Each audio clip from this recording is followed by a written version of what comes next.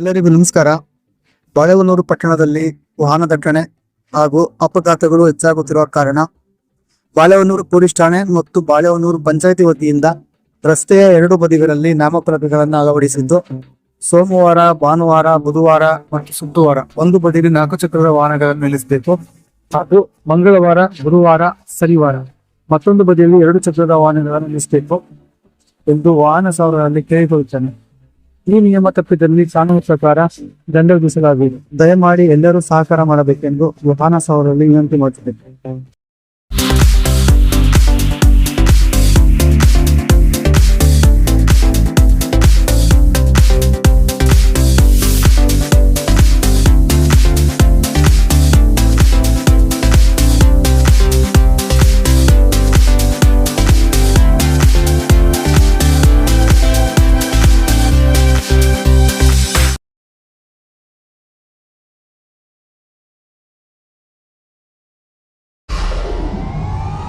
Video ನೋಡಿದ್ದಕ್ಕೆ ಧನ್ಯವಾದಗಳು.